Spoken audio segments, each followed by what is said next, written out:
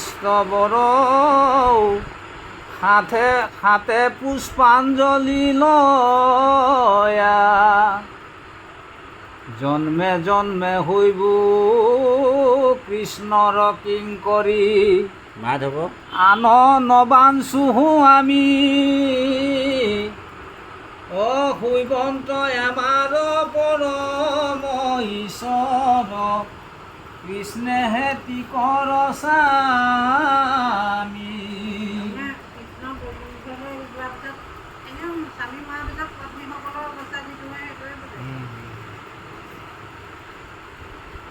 সততে চিতত নুকুচু কটান চৰণতয় অভিলাষ হেন মনে মানি কৃষ্ণ কৱালিংগী অগণিত দিলা যাখ আত অনন্তৰে ৰেৱতী প্ৰমুখ্যে ৰামৰ যত সুন্দৰী স্বামীৰ হক আলিংগিয়া শোকে সবেগ লৈ গইলা হয়তৰি কৃষ্ণৰ কনিষ্ঠ যত মাতৃগণ সি ঠাইত কেহু নৰৈল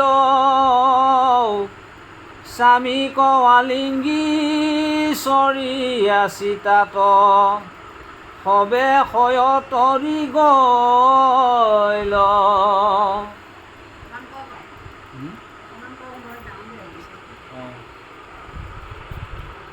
কৃষ্ণ তাৰমানে ইয়াৰ ৰহস্যটো এনেকুৱা এনেতো ভগৱন্তৰ জন্মও নাই আৰু মৃত্যুও নাই দেই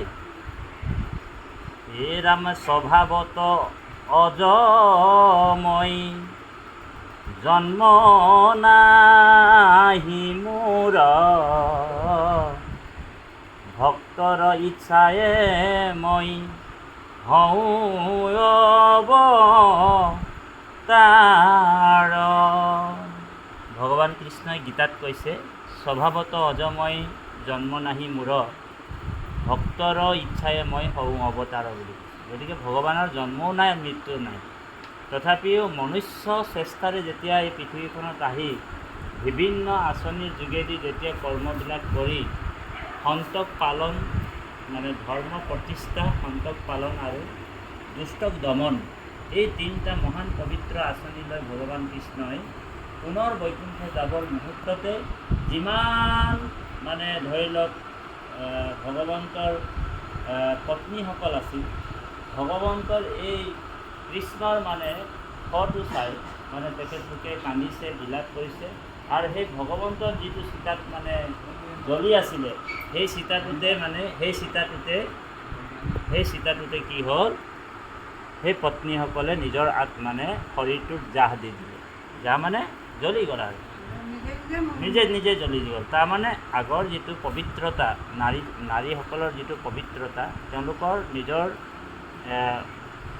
এটা শক্তি এনেকুৱা আছিল যে এই শৰীৰটো যিহেতু কৃষ্ণকে বিক্ৰী কৰি দিছিলে আৰু সেইকাৰণে তেওঁলোকে সেই চিতাটোতে মানে জীৱনতেই মানে জাপ মাৰি মৰি গ'ল হয় স্বামী মৰি গ'লে সেইটো হয় সেইটো মানে আগত এইটো শক্তিটো নাৰীসকলে পাইছিল কিন্তু হয় এইটো মানে এইটো সতীদাহ বুলি কয় সতীদাহ বুলি কয় সেই প্ৰথাটো চলিয়ে আছিলে বহুত দিনলৈকে চলি আছিলে কিন্তু পিছত আকৌ যাৰ মানে ঐশ্বৰিক যিটো মানে প্ৰভাৱ আছিলে সেইসকলে পাৰিছিলে কিন্তু যিসকলে মানে ধৰি লওক ভেজাল আৰু আছিলে কিছুমান নাৰীটো ভেজালো থাকে ন বিয়া পাতে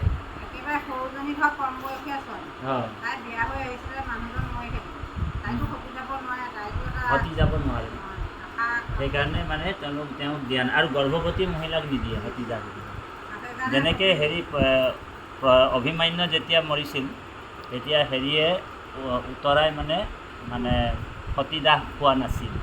বুজি পাইছেনে? কিয় হোৱা নাছিলে সতীদাহ? কাৰণ তেওঁ গৰ্ভত শিশু এটা আছিলে, এটা জীৱন্ত শিশু আছিলে। সেইকাৰণে তেওঁৰ কাৰণে অভিমন্যুৰ মানে পত্নী উত্তৰা মানে সতীদাহ হোৱা নাছিল। সেইকাৰণে ভগৱন্তৰ আৰু এইটো ঈশ্বৰৰে ইচ্ছা আৰু লীলা বুলি কৈছে। ঈশ্বৰৰ লীলাবিলাক আকৌ অদ্ভুত, এইটো জনাটো অলপ দিগদাৰী। তথাপিও আৰু মনুষ্য বুদ্ধিৰে যিমানটো আমি পাৰিছোঁ, যিমানটো জানিছোঁ সিমানটোৱে আমি ক'ব পৰা যায়। আৰু এনেই তেওঁৰ মানে জন্ম লীলা ৰহস্যবিলাক দিব্য বুলি কৈছে। দিব্য মানে যিবিলাক নোহোৱা কামবিলাক মানে ভগৱানে এই পৃথিৱীত কৰিছে, আৰু এইটো কোনো মানে সমৰ্থ নহয়। তেওঁ যিহেতু ঈশ্বৰ স্বয়ং ভগৱান আছিল কাৰণে মানে তেওঁ এইটো সমৰ্থ হৈছে, হয়নে বাৰু? এতিয়া ধৰি লওক ভগৱান কৃষ্ণৰ 16,108 পত্নী আছিল, হয়নে বাৰু? কিন্তু ভগৱান বুলিহে তেওঁ 16,108 পত্নীক চম্ভালি ৰাখিছিলে। এতিয়া আমাৰ নিচিনা মানুহ যদি 8 পত্নী ৰখা হয় তেনেহ'লে অৱস্থা কি হ'ব বাৰু আমাৰ? হৰি গতিকে এগৰাকীয়ে আমাৰ মানে পাইছেগৈ, আৰু যদি 8 যদি হ'লে 16,108 হ'লেহেঁতেন। সেইকাৰণে কৃষ্ণৰ আৰু ভগৱন্ত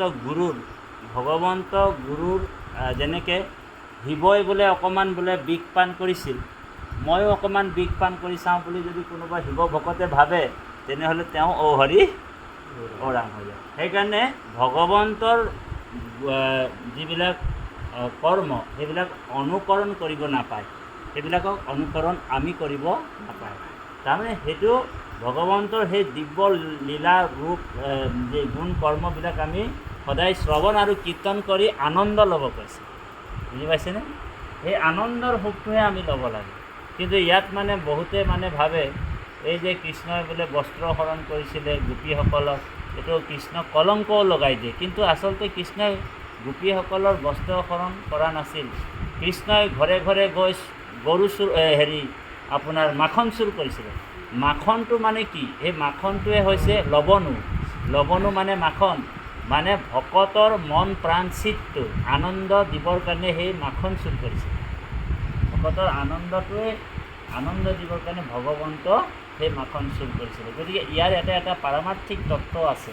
আৰু এই যে আইসকলে যে যাহ গৈছিলে, ইয়াৰো পাৰমাৰ্থিক বিভিন্ন দৰ্শন শাস্ত্ৰত এইবিলাক উল্লেখ আছে। গতিকে আমি সেই পৰমাত্মা ভগৱন্তকে সদায় ভক্তি কৰাটোৱে আৰু শ্ৰৱণ কীৰ্তনৰ যোগেদি তেওঁৰ লীলা চৰিত্ৰবিলাক শুনি আমি এই দুৰ্গতিটো নাশ কৰিব লাগে।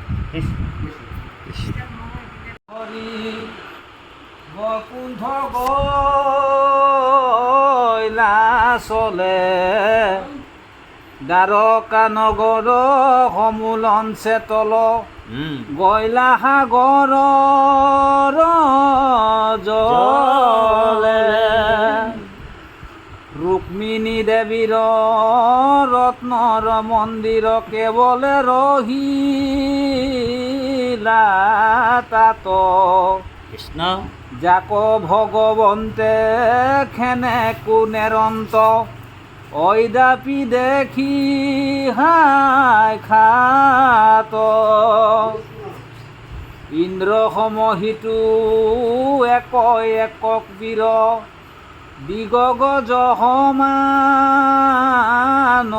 বলে, যাদৱ বংশক যুদ্ধত জিনিবে, সেন নাইৰ বিতলে, কালে সংঘৰন্তে তিলে কোন ভৈল, কৃষ্ণ দেখা কিনো বিপৰীত,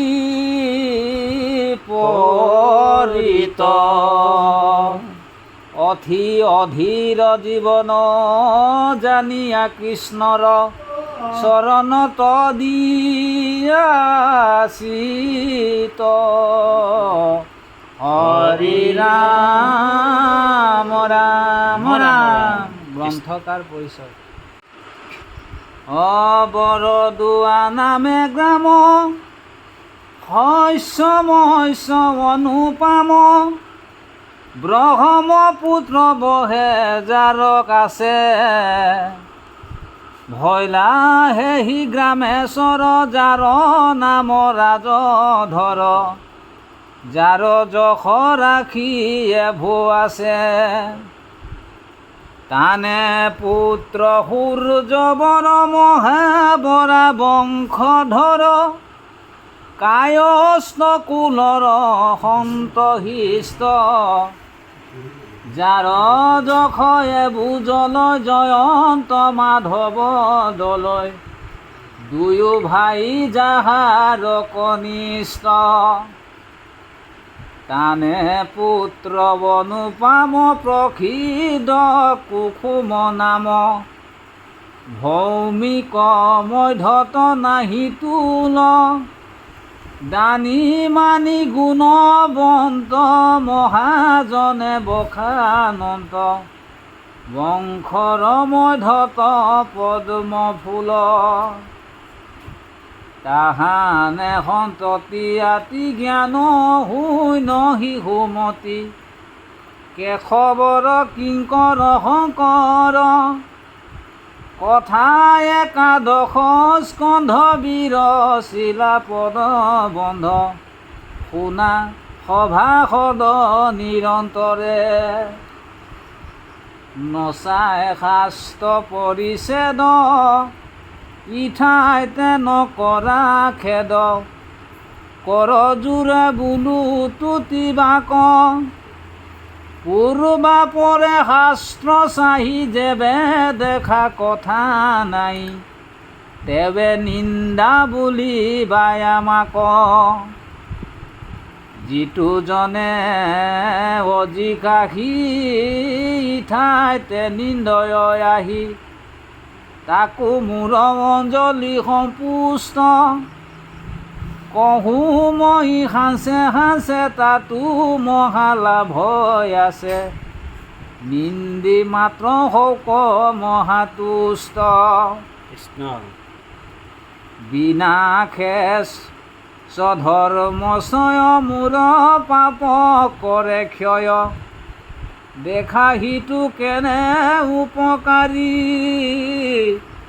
তাকো নেখেমিবে যেবে মুত পৰে আছে তেবে ৰাম আউৰ কোনো মহা অহংকাৰী ই কথা থাকো কবে পৰলোক লাগৈ যাইবে জানি লোৱা পথৰ সমল জন্ম কণ কৰা বৃথা শুনা ইটো কৃষ্ণ কথা কৈত পৰ জীৱন চঞ্চল দিনে শুৱে আয়ু পাত চেতন নাহিকে গাত অলপ পানীৰ যেন মাছ নিতে শুকাই পৰ জল তাতে কৰ কুতূহল কাল ভাগ লাগি আছে পাছ কেতিখনে গিলে ধৰি ক্ষণেকতে যাইবা মৰি ৰাম কৃষ্ণ বিনে গতি নাহি আৰ কৃষ্ণে ৰক্ষাৰ হেতু ৰাম নামে বান্ধি হেতু সংসাৰ সাগৰ হুয়ে পাৰ পৰম মংগল ৰাম কৃষ্ণ বিষ্ণু হৰি নাম যাৰ থাকে বাক্য তহততে তাৰ মহাপাপ ৰাখি নাম গণিত পুৰি ভস্ম হোৱা যাই ক্ষণেকতে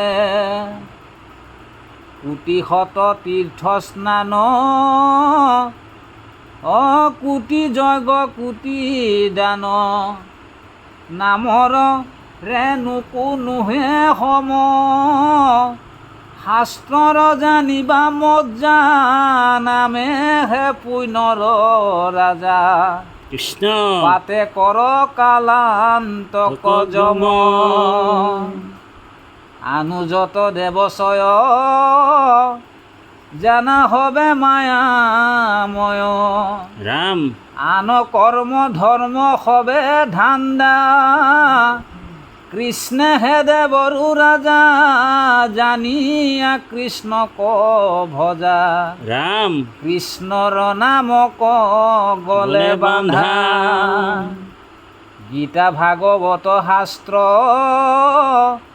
কব এহি তত্ত্ব মাত্ৰ মাধৱ মুখ্য ধৰ্ম হৰি গুণ নাম সুদৃঢ় বিশ্বাস কৰি হৃদয়ে কৃষ্ণক ধৰি কৃষ্ণ নিৰন্তৰে বোলা ৰাম ৰাম হৰি ৰাম ৰাম ৰাম হৰি ৰাম ৰাম ৰাম ৰাম। কৃষ্ণ ভগৱান কৃষ্ণই যেতিয়া বৈকুণ্ঠলৈ গ'ল, বৈকুণ্ঠ যোৱাৰ লগে লগে দ্বাৰকা নগৰখন ভগৱানে সংকল্পৰ দ্বাৰা দ্বাৰকা নগৰ বনাইছিলে। পুনৰ দ্বাৰকা নগৰ বনাইছিলে। বহুত ধুনীয়া দ্বাৰকা নগৰখন। এতিয়া মানে কি হ'ল, ভগৱান যেতিয়াই বৈকুণ্ঠলৈ গুচি গ'ল, দ্বাৰকা নগৰখন সাগৰত ডুবি গ'ল। ভগৱান যোৱা মানে দ্বাৰকা নগৰখন গোটেই নগৰখনেই সাগৰত তাৰপিছত কি হ'ল, দ্বাৰকা নগৰ সাগৰত গুচি গ'ল, কিন্তু ৰুক্মিণী যিটো মন্দিৰ, ৰুক্মিণীৰ কাৰণে ভগৱানে এটা ৰুক্মিণী মন্দিৰ বুলি এটা বনাইছিল। সেই মন্দিৰটো কিন্তু এতিয়াও মানে দ্বাৰকাত আছে। সেই দ্বাৰকাত মানে ৰুক্মিণী মন্দিৰটো দৰ্শন হয়। সেইকাৰণে যিসকলে দ্বাৰকালৈ যায়, ৰুক্মিণী মন্দিৰটো সাগৰৰ মাজতে দেখা পায়। আজিও মানে সেই মন্দিৰটো জিলিকি থাকে। এটা সময়ত সেইটো মন্দিৰটো ওলায়। যোনে যাৰ ইচ্ছা আছে সেই মন্দিৰটো মানে ভগৱানে যাৰ মানে ভক্তি আছে সেইজনে মানে সেই দ্বাৰকা মন্দিৰটো তেওঁ দেখা পাব দেই। কিন্তু কথা হ'ল কি, আমি ধৰি লওক এতিয়া ভাগৱতৰ যোগেদি আমি ঈশ্বৰ কৃষ্ণৰ ভকতি কৰিব লাগিব। সেইটোৱেই গুৰুজনাই ইয়াত কৈছে যে ৰাম নাম কৃষ্ণ নাম মুখে লোৱা, হৃদয়ে ধৰা কৃষ্ণৰ নাম, ভাই বোলা মুখে ৰাম হৃদয়ে ধৰা ৰূপ, এতেকে মুকুতি পাইবা কহিলো স্বৰূপ। গতিকে আমি ৰাম নাম কৃষ্ণ নামটো মুখত ল'ব লাগিব। আমি যিকোনো কাম এটা কৰিছোঁ কৃষ্ণ বুলি মানে খাবলৈ লওঁতো কৃষ্ণ বুলি, ক'ৰবাত মানে বোলে আসনত বহিছোঁ তাতো কৃষ্ণ বুলি, আৰু ক'ৰবাত ভ্ৰমণ কৰিবলৈ যাওঁতেও কৃষ্ণ বুলি ক'ব লাগে। সেই ভগৱন্তৰ নামকে শ্ৰেষ্ঠ বুলি কৈছে কলিযুগত। আৰু এই মহাপুৰুষ শংকৰদেৱে এই নাম বস্তুকে আমাক কলিযুগক সকলোকে তৰাবৰ কাৰণে, ভৱসংসাৰ পাৰ হ'বৰ কাৰণে আমাক কলিযুগত নাম তত্ত্ব দিছে। ঠিক আছে, সেইকাৰণে আমি এখনি শুনা পৰিধান সকলোৱে সহযোগ কৰিব। গতিকে এই আৰু নিন্দা কৰাসকলে নিন্দা কৰিয়েই থাকিব, হয়নে বাৰু? নিন্দা কৰাসকল নিন্দা কেতিয়াও নিন্দা কৰিবলৈ এৰি নিদিব। সেইকাৰণে মহাপুৰুষ শংকৰদেৱে কৈছে, যিসকলে নিন্দা কৰিব সেইসকলকো মই প্ৰণাম কৰিছোঁ। হয়নে বাৰু? গতিকে যিসকলে নিন্দা কৰিব, আমাক নিন্দা কৰিছে, সেইসকলকো আমি সেৱাহে কৰিব কৈছোঁ। গতিকে আমি তাকো বেলেগকৈ আৰু এইবিলাক মোৰ নিন্দা কৰিছে, ইয়াক মই বেয়া পাওঁ এনেকুৱা নহয়। তেওঁৰো মতিটো ভগৱানে আছে, তেওঁৰো হৃদয়ত ভগৱান আছে। গতিকে তাৰপিছতে আমি